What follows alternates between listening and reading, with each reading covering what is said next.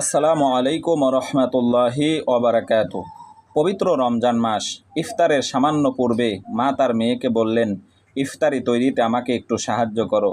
মেয়ে বলল, মা, এখন টিভিতে একটি ভালো অনুষ্ঠান আছে, তা দেখতে হবে। আমি অনুষ্ঠানটি আগে দেখে নেই, তারপরে কাজ করব। কথা বলে মেয়ে টিভি দেখার জন্য টিভি রুমে চলে গেল।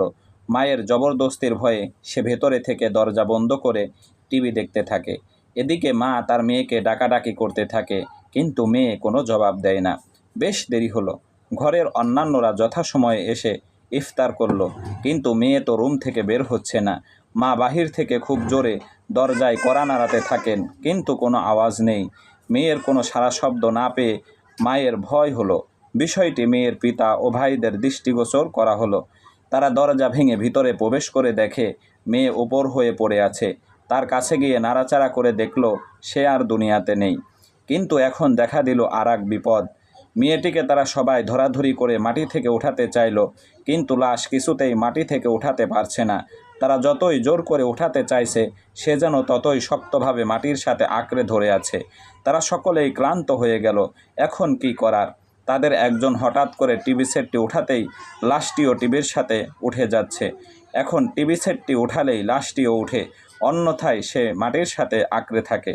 শেষ ফলে তারা টিভির সঙ্গে লাশটি উঠিয়ে উপর থেকে নিচে এনে গোসল দিয়ে কাফনে চড়ালো। এখন জানাজা পড়ার জন্য খাট উঠাতে চায়, কিন্তু উঠে না। খাট কিছুতেই উঠে না। যতজনই খাটটাকে আটকে ধরে উপরে উঠাতে চায়, কিন্তু কফিন বিশিষ্ট কফিন বহনকারী খাট আর উপরে ওঠানো যায় না। কিন্তু টিভি সেটটি উঠাতেই খাটটি উঠল। এভাবে কোনো মতে কবরের পাশে নিয়ে গিয়ে লাশ কবরের ভিতর রেখে দাফন করতে চাইলে লাশ কবর থেকে বাইরে চলে এলো। শেষ ফলে লোকজন বাধ্য হয়ে টিভি সহ তাকে দাফন করা হলো। ঘটনাটি বর্ণনা করেছেন খতমে নবুয়াতের ভিতরে 7ম খণ্ডের ভিতরে ঘটনাটি বর্ণনা করা হয়েছে।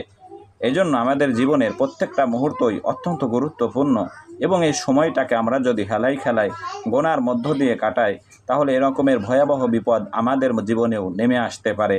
এই জন্য সকলকেই সময়ের যথাযথ ব্যবহার করে ইমানের পথে অটল হয়ে ইবাদত বন্দিগিতে নিমগ্ন থাকা উচিত।